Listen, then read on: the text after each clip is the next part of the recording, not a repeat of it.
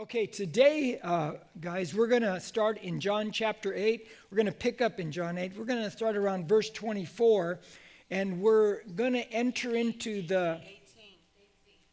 What did I say? 8. I knew that. It's a test. Rewind that. No, I'm just joking.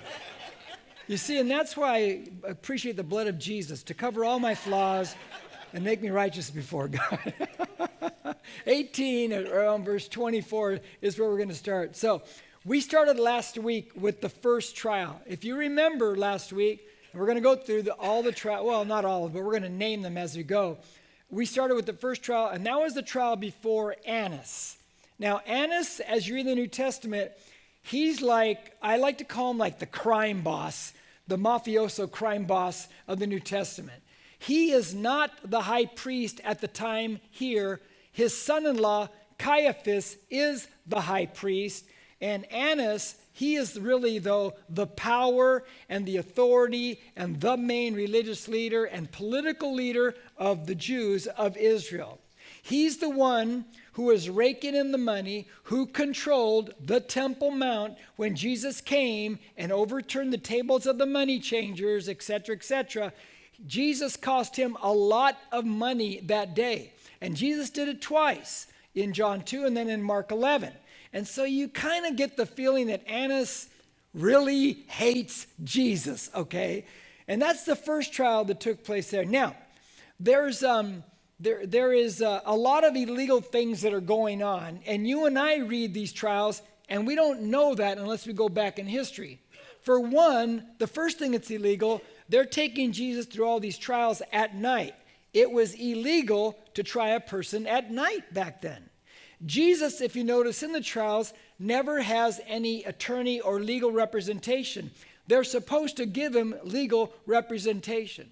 They're also not supposed to try anyone during a festival. Well, it is Passover at this time. So there's all these things that are taking place that are just illegal, but they're going ahead with it because they just want to take Jesus down. So we have ground to cover tonight, and hopefully you'll get a good feel for what Jesus is going through that night that he is betrayed, because now we're going to head into that second trial, and we're going to progress all the way to the sixth trial, and we're going to end off at the point where Pilate just says, go ahead, take him, just crucify him. We're going to get all the way there. So John chapter 18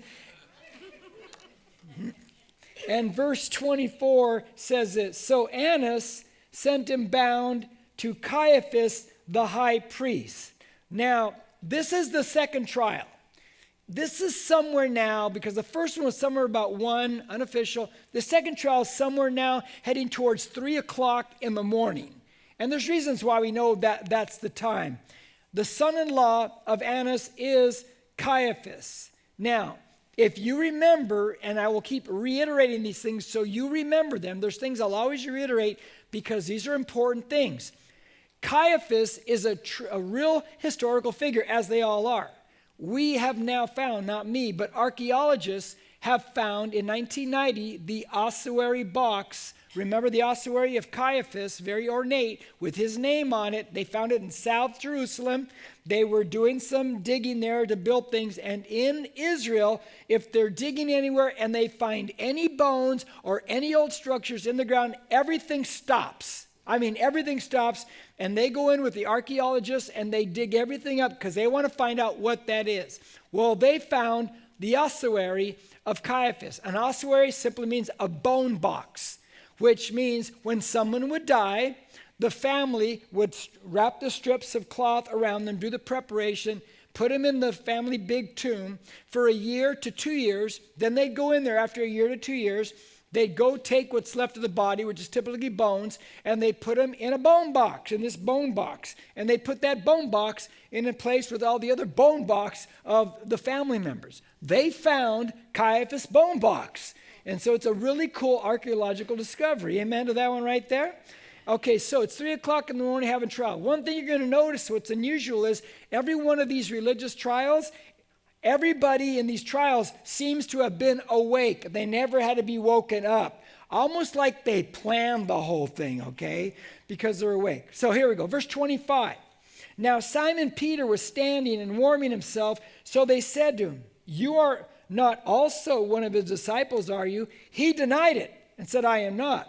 One of the slaves of the high priest, being a relative of the one whose ear Peter cut off, said, there's a relative of the guy whose ear Peter cut off right there. And he says to Peter, did I not see you in the garden with him? Peter then denied it again, and immediately a rooster crowed.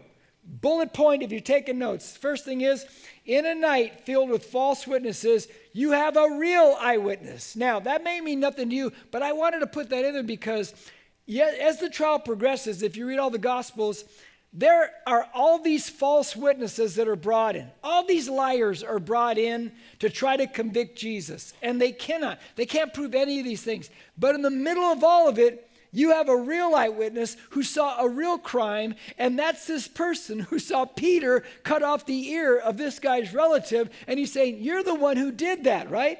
So Peter's denying and denying and denying.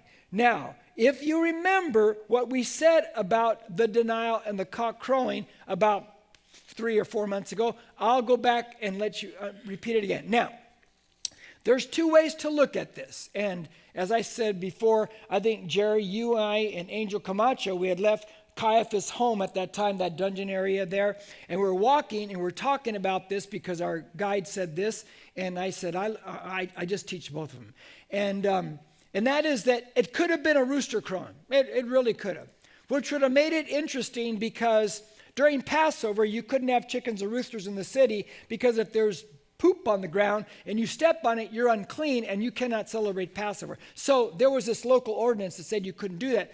So it's possible. So when Jesus said to Peter, the cock's going to crow, they were like, there's just no way. There's no roosters or there's nothing in the city like that. That's one side. But let me give you the other side, which I think you can get a little more credence to this one. And that is that there's this thing called the Galliceum. It means cock crow.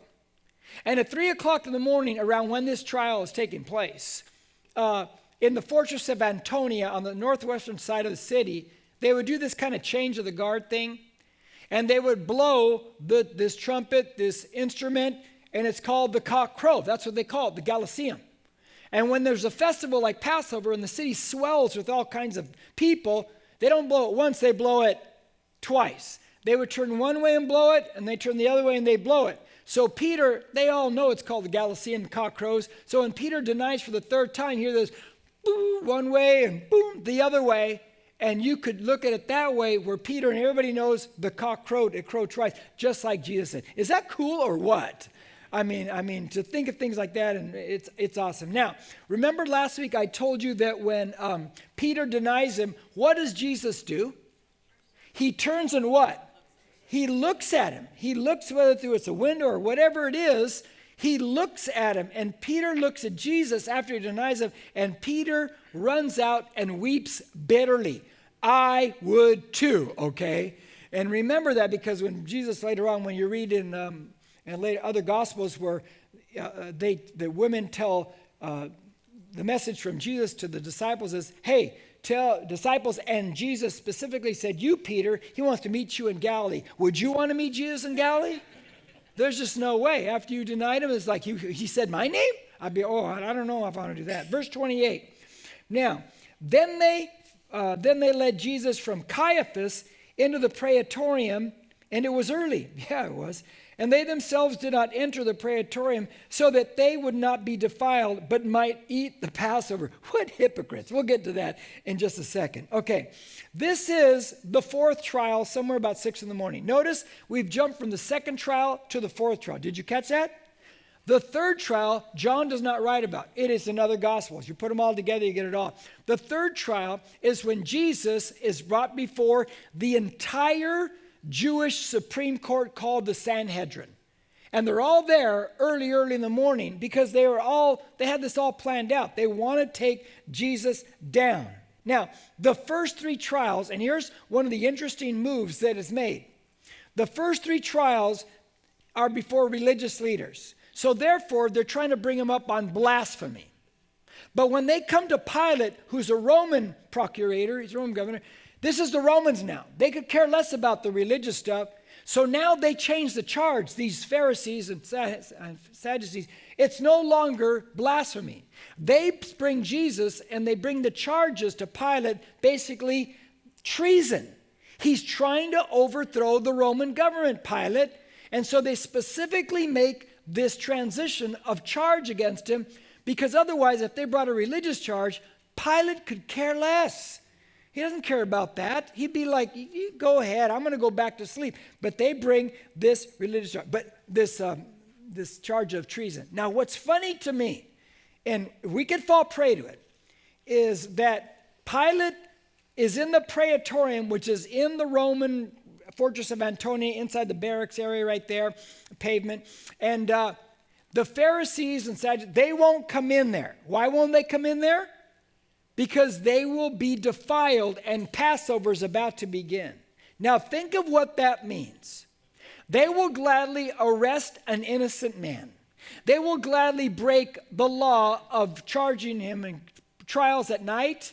They will gladly break the law of not giving him any attorney. They'll gladly break the law and they'll bring false witnesses, but we can't walk inside there, because if we do, we'll be defiled and we'll be made unclean. How hypocritical is that, huh? But here's the lesson for you and I. We can't just pick and choose what we want to obey. Amen? We've got to obey what it says, and that's just it, whether we like that rule or not. Now, verse 29 and 30 says this. Therefore, Pilate went out to them and said, what accusation do you bring against this man? Now, he asked the question. Now, watch their answer, because this is funny. They answered and said to him, no, it's not funny, but it's interesting. If this man were not an evildoer, we would not have delivered him to you. Bullet point. Next bullet point. They bring no accusation. There is no accusation. Think about it. He asked them, what accusation do you bring against this man? Guess what their answer is? When they say, if he wasn't an evildoer, we wouldn't have brought him here. What they're really saying is this, just trust us. He's a bad guy. Just trust us. And boy, do we see a lot of that today, huh? They just bring and throw accusation, but there's zero evidence whatsoever. There's no evidence against Jesus. Just trust us, man. John 18, verse 31. Now watch this. So Pilate said to them, take him yourselves and judge him according to your law. The Jews said to him, we are not permitted to put anyone to death. Verse 32. To fulfill the word of Jesus which he spoke, signifying by what kind, say kind of death he was about to die. Okay, bullet point, next one. Prophetically, Jesus must die by crucifixion. Correct? That's right, huh? Now, let's kind of pull this apart. Okay, so they bring him, and they say, and Pilate says, take him yourself. You take him, you judge him, and they go. And they say, we are not allowed to carry out capital punishment. That's what they're saying right there, right? Okay, this is where the background information really is interesting with what's going on here. Question, Jewish people, what was their method of capital punishment? Stoning. Prophetically, what will be the method that the Messiah will be killed? Crucifixion. But the Jews carry out stoning. Okay, so Jesus must die by crucifixion. So how does that happen? How does that work out like that? Well, if you go back in time to Psalm 22, if you know Psalm 22, it is a play-by-play description of what crucifixion is. Do you know when Psalm 22 was written? 1000 BC. 1,000 years before that moment.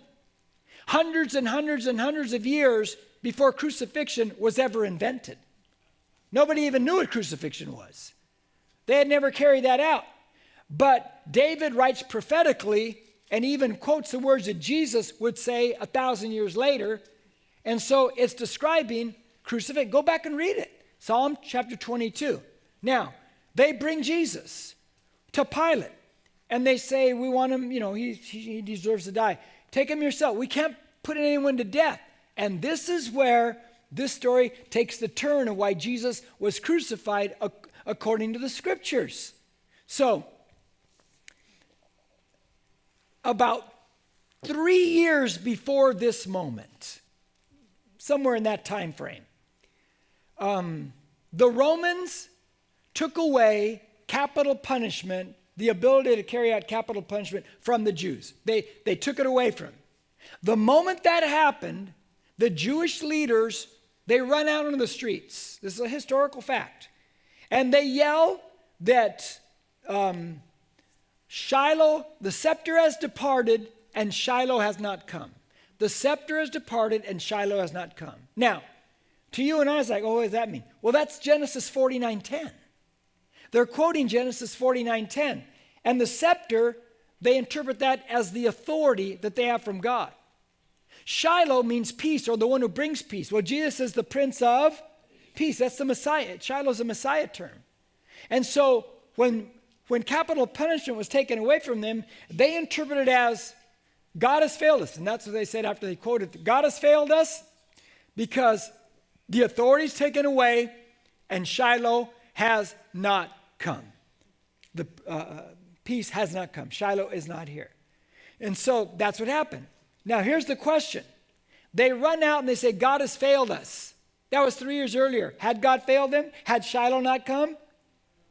He was already in their midst. Jesus was already on the scene. It's just they didn't recognize him. And they chose not to recognize him whatsoever. Is that cool or what?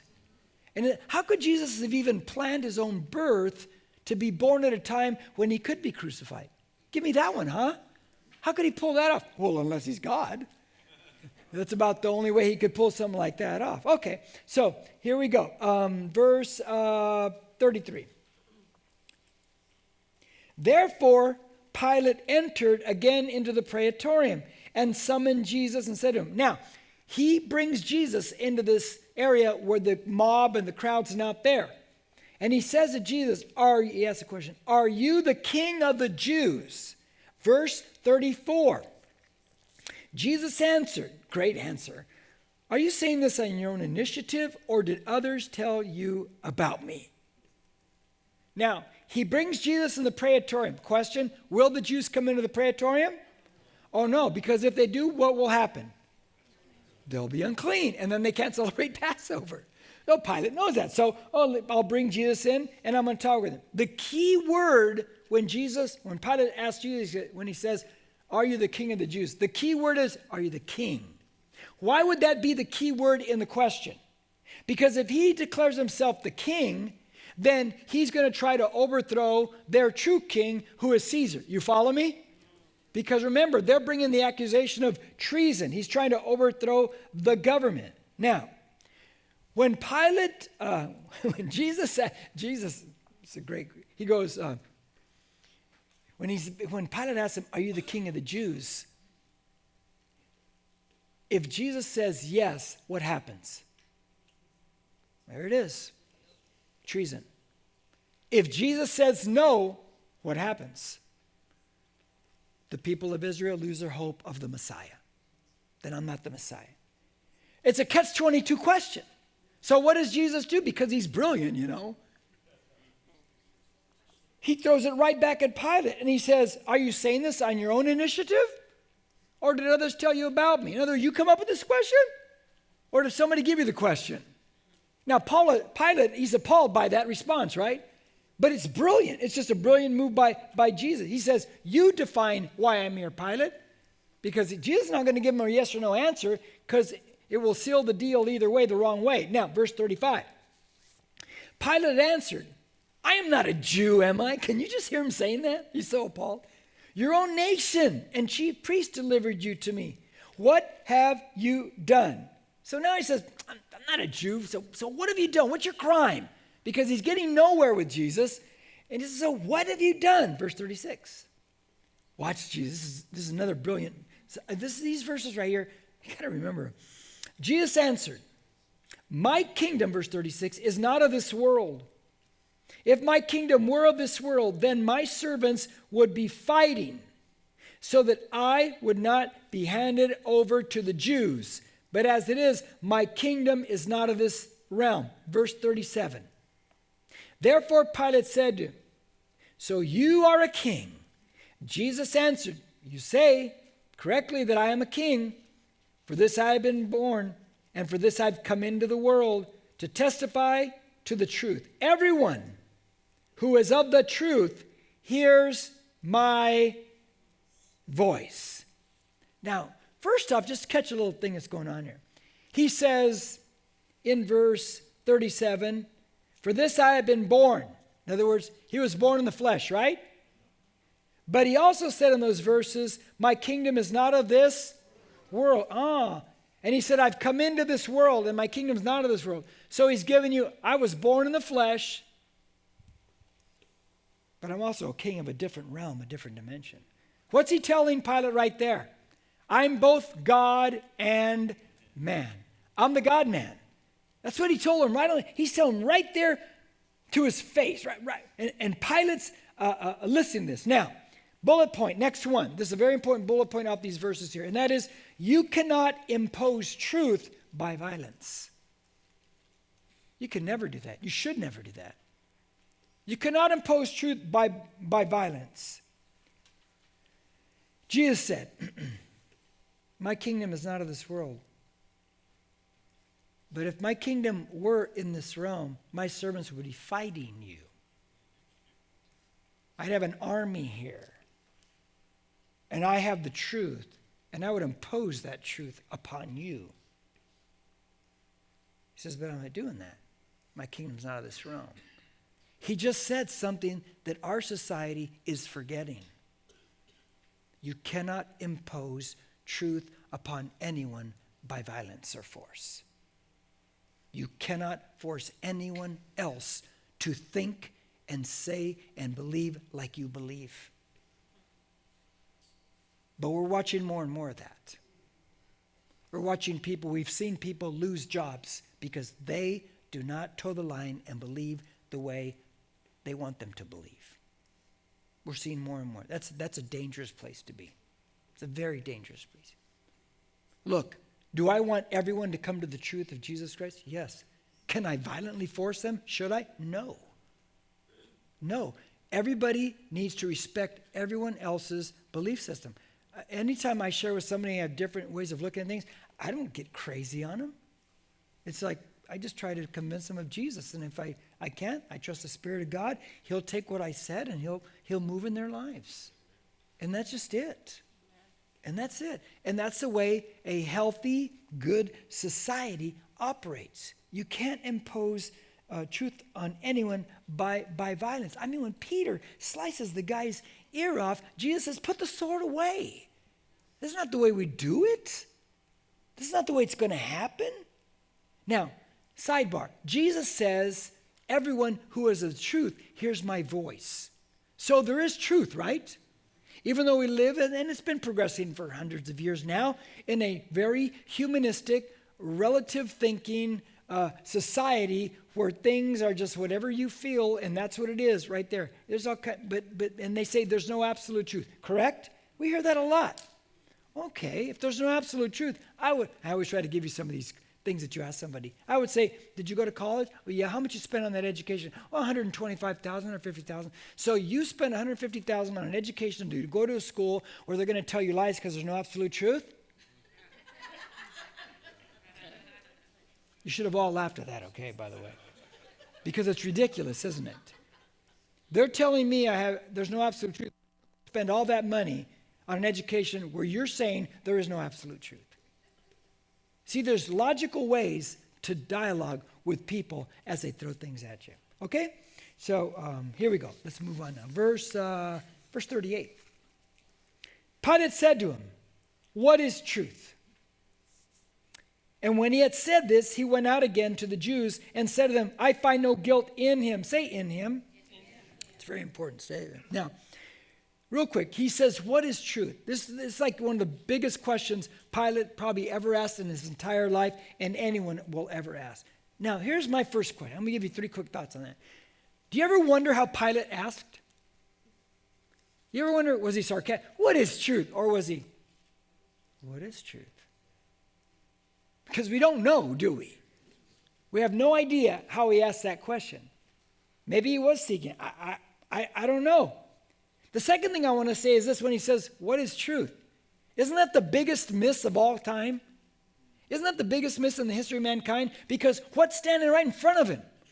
Truth. I'm the way, the truth, and the life. This is the biggest miss of all time. Second biggest miss ever, the thief on the cross that says, if you are the Christ, save yourself and us too. He rejected Jesus. Second biggest miss ever. I mean, if you think about these things, and if you really think about what's going on here in this situation, or let me add one more thing this way.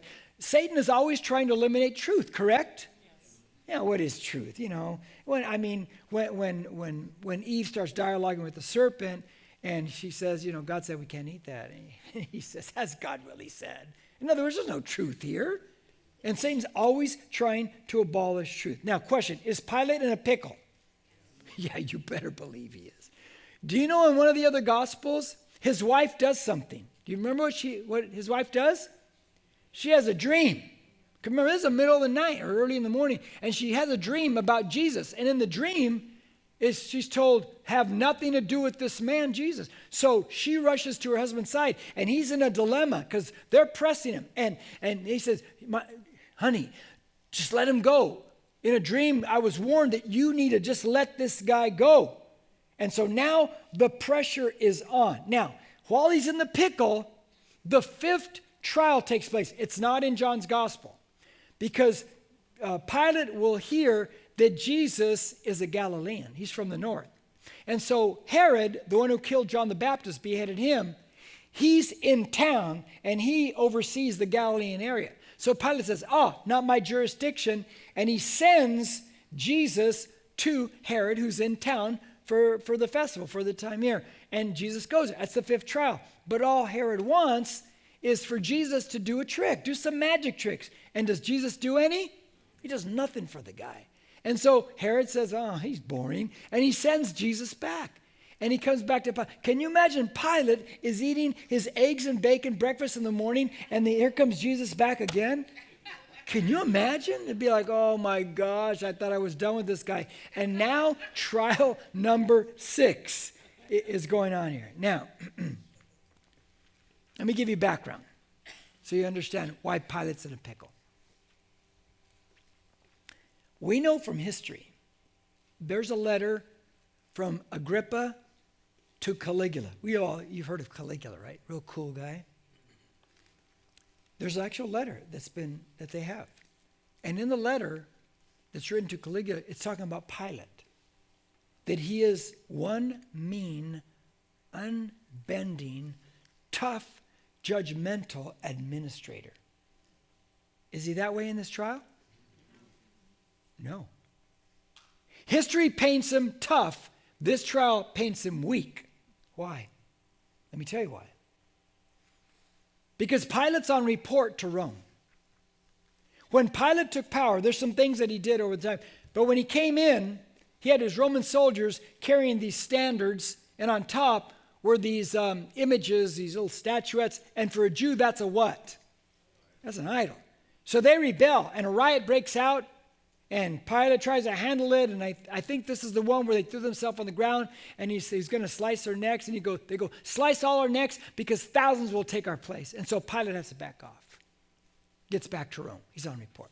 And then another time, Pilate's building an aqueduct to help the Jews. He runs out of money, so he breaks into their temple and takes their gold to finish the aqueduct. Do you think that went over well? Oh, no. And a big riot breaks out, gets back to Rome. Another time, he has his soldiers have these shields with the image of Caesar on there. Well, do you make an image for a Jew? No. So a riot breaks out, gets back to Rome.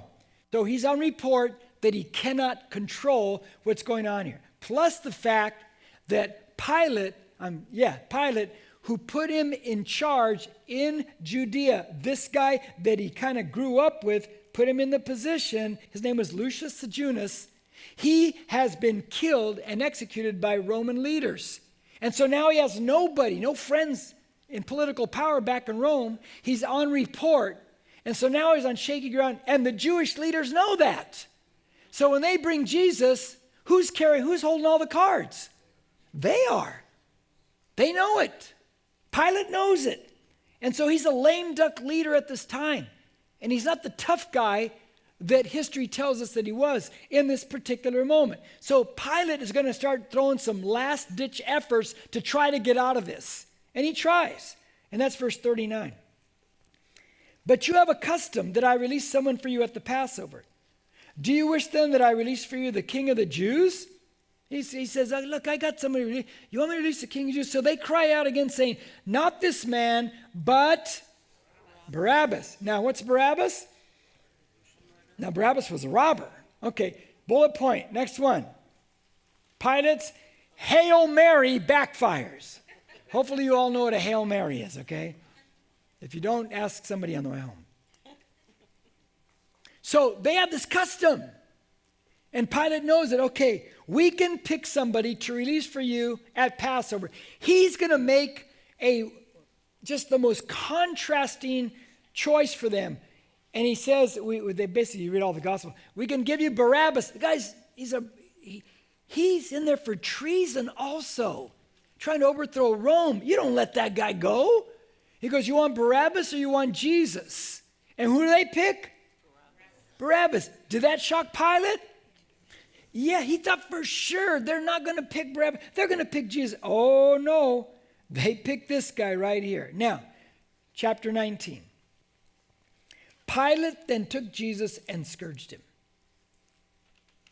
Have you ever wondered why when you and I read the Gospels, it just says, and they scourged him, and they crucified him, and there's no description?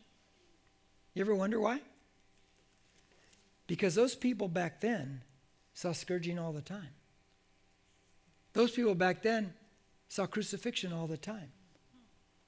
You didn't need to write any descriptions. They knew what it was. If you wrote descriptions, they'd say, I'm not going to read that. I already know what that is. Do you and I know what it looks like? No, we never saw it. We never experienced it. So let me tell you a little bit. So the scourged victim, they would strip him of all his clothes. This is what they did to Jesus. They'd tie him to a post. He can't move. The lictor, who's the torturer, he's a pro at it, he would take the whip.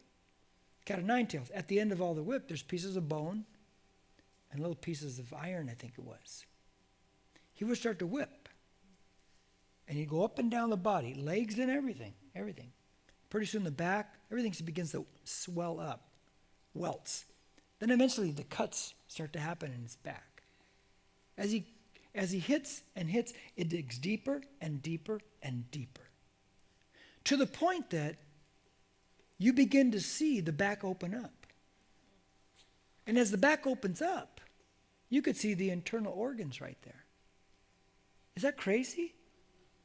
Now, the Jews in the Old Testament, they could whip a man 40 times. When they would do it, they would whip him 39 times because they didn't want to violate the number and thus be in trouble themselves. But these are the Romans whipping Jesus. They didn't care about 39 or 40 times. They had no laws. They would whip a man till he was almost dead, but not quite. And most died at the scourging. When we were in Caiaphas' house, if you guys can remember, because you were all there, if you remember that the dungeon down there, they had these carved out spots in there, like you could put liquid in there. Well, if they scourged a man down there, they would have salt water in these, and they'd take the salt water and throw it on a man's back to wake him up again. Can you imagine that? And they're going to put a robe on Jesus too. Can you imagine it coagulating to his back? Imagine all that stuff, okay? Now you've got a simple, quick picture of a little bit of what Jesus went through. Now, verse 2. And the soldiers twisted together a crown of thorns and put it on his head and put a purple robe on him. Verse 3. And they began to come up to him and say, "Hail, King of the Jews," and to give him slaps in the face. Now, bullet point, next one is this.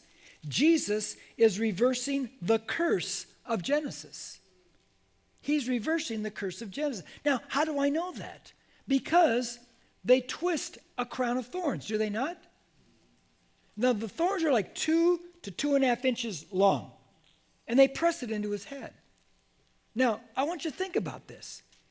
Because when Adam and Eve sin, what is one of the results of their sin upon plants?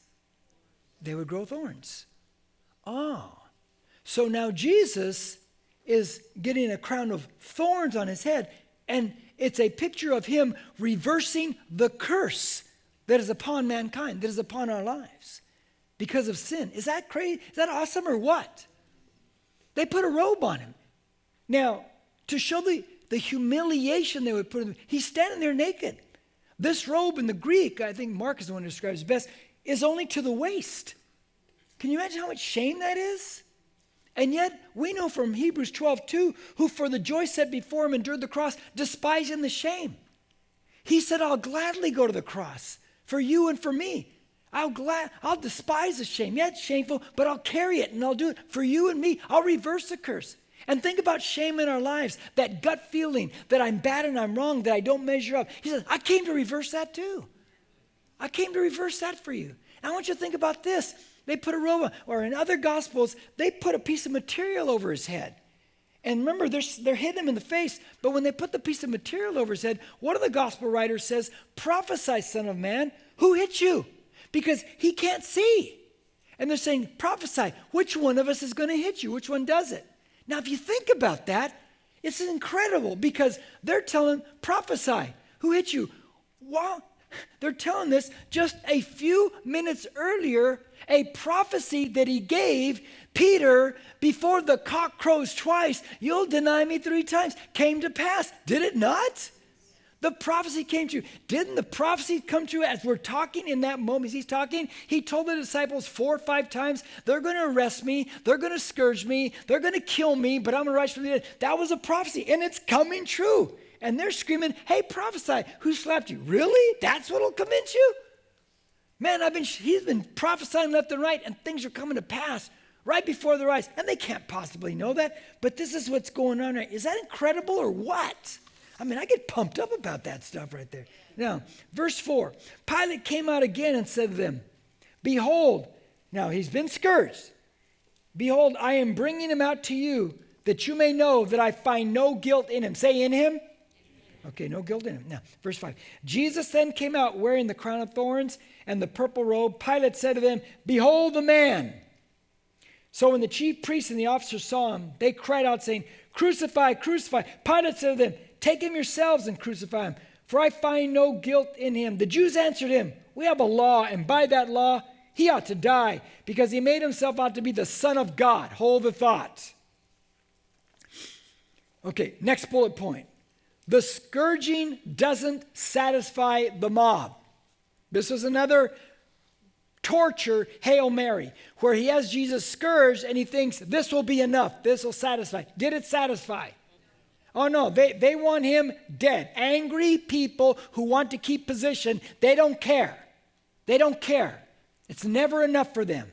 Now, he says, take him, crucify him yourself. Question, can they crucify him? They can't. He knows that, and they know that. He says, I find no fault in him. Remember we talked earlier in the pregame here how our standing before God is righteous? You know why that is? Because there's no fault in Jesus. Pilate was right. He's sinless. And you and I, when we put our faith in Jesus, are we in him? Say yes. And since there's no fault in him and I'm in him by faith, guess what? There's no fault here either. I'm the righteousness of God in Christ Jesus, and so are you. And so are you. It's one of the greatest truths you'll ever walk in your life. Now, he says at the very end of verse 7, big statement, verse 7. He ought to die because he made himself out to be the Son of God. That's a problem. The Jews know it's a problem. That's why they said it. Because Pilate, all he has to do is pull out a coin. And on that coin, on one side is the image of Caesar. On the other side is the inscription that says, Son of God. Whoa. Whoa. And they just said, he says he's the Son of God. Pilate knows, oh my gosh, he's got to do something now. He's got to do something. He has no choice. Verse 8. Therefore, when Pilate heard the statement, he was even more afraid. He's terrified. And he entered into the praetorium again, and he says to Jesus, he's coming in one-on-one. Jesus, I got to ask you the question, because Pilate didn't know what to do. And he says, where are you from? Because are you getting the feeling that Pilate's feeling like, this is not just an ordinary guy? But Jesus gave him no answer. He gave him, you know why? Didn't Jesus already say, my kingdom's not of this world? I already told you I'm not from here. Why are you asking me again? Verse 10. So Pilate said to him, you do not speak to me? Do you not know that I have authority to release you and I have authority to crucify you? Jesus said to him, one of my favorite Jesus lines against Pontius Pilate. You would have no authority over me unless it had been given you from above. For this reason, he who delivered me to you has the greater sin. Bullet point. The serpent's lie makes another appearance. The serpent's lie makes another appearance. What do I mean by that? Okay. The lie of the serpent to Eve was, Eve, if you eat the fruit, you will be a what? You'll be a god. That's the problem of humanity, right there, summed up in a line. But the rest of it is the problem too. You'll know good and evil, right? Which means whatever you think is right or wrong will deify your opinion. Your opinion is what goes. And that's our problem in society. It's always been the problem. From the garden, it's a problem. Man thinks he is God. Romans chapter 1. We deify our opinions. And so what he's telling Eve is this. You'll have the authority. What you think is what goes because you have the authority. And Jesus, and we find the same thing here. Pilate saying, don't you know I have the authority to release you, to have you crucified? I'm the shot caller. And what does Jesus say? You are kidding yourself. You would have no authority over me unless it had been given you from above. Jesus says, you think you're in charge? You think you set all this up? You really think that? No, Pilate, I'm in charge. And I've been in charge from the get-go. Because we know that Jesus said he lays down his life by his own volition. He says, I'm in charge, not you. Now, let me read 12 to 16, and then let me close it out with a thought. As a result of this, Pilate made efforts to release him. You think? But the Jews cried out, saying, if you release this man, you are no friend of Caesar. Everyone who makes himself out to be a king opposes Caesar. They're pressuring him more and more. Therefore, when Pilate heard these words, he brought Jesus out and sat down on the pavement, on the judgment seat at a place called the Pavement, but in Hebrew, Gabbatha. Now it was the day of preparation for the Passover. It was about the 6th hour. It's around 6 in the morning, somewhere in there. And he said to the Jews, behold your king. So they cried out, away with him, away with him. Crucify him. Pilate said to them, shall I crucify your king? Chief priests answered, we have no king but Caesar. Can you imagine the religious leaders saying that? Calling their king, Caesar's our king. What hypocrisy. So he then handed him over to them to be crucified. Okay, now let me share with you something I've shared before. And hopefully you remember it. I will share it in the future because it is such a cool thought. Who do they want, Jesus or Pilate? Jesus or Barabbas? Barabbas he's a robber. He's a mean hombre. Barabbas is way down in the barracks of the fortress of Antonia. He's down there in a cell. They're way up here, outside of that area right there. And Pilate's dealing with the mob, the crowd. Okay. When Pilate's talking to the crowd, and he talks as a single voice, just one single voice, he says, who do you want me to release, Jesus or Barabbas? The crowd yells, Barabbas. It's loud, huh? Then the single voice, Pilate says, what should I do with Jesus then? And they yell, crucify. Now, if you're Barabbas way down in the barracks, you follow me, huh? You can't hear Pilate's single voice. You hear the mob. And you hear them say, Barabbas! Crucify! So what are you thinking in that moment? Today's the day I die. This will be the day that I die. And then you hear the Roman soldiers coming down there. And you hear the key jingling. And they come to your cell. And you think, this is it. They unlock the door. They remove your shackles and they say, you're free to go. What? You're free to go. That'd be a shocker, huh? And why would he be free to go? Because someone was going to die in his place. Jesus was going to die in the place of a sinner, like he died for us. And started right there. I'll give you one more about what Jesus did. When Judas betrays Jesus and he gets the silver, he feels so guilty, and he throws the silver in the temple treasure, remember? They don't want his blood money, and they were just as guilty. So they take that and they buy a potter's field, right? Yes. A potter's field is a field next door to a potter's house where the potter would make his pottery. And whenever the pots wouldn't, as he's trying to finish them, they would break and crack. He would just throw it out in the field. It's no good. And that field would accumulate with a bunch of broken pieces of pottery. The blood money of Jesus purchased a potter's field. So not only does he die in the place of sinners, he dies, he was sold out, the money was used for his death to purchase a field full of broken pots. Who are the broken pots?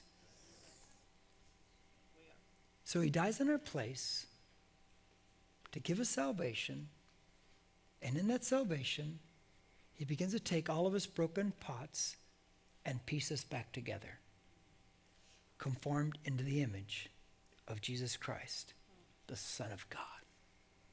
Amen? Amen. Let's pray. Lord, you did so much. And it's amazing to study it. But most of all, we're just grateful that we have the truth of your word. That you died for us sinners. And you piece all of our broken pieces of life together again as we grow in you. We're so grateful for that, God. Man, we're so grateful for your word. It is life. It is life. Thank you, Lord. In Jesus' name, amen.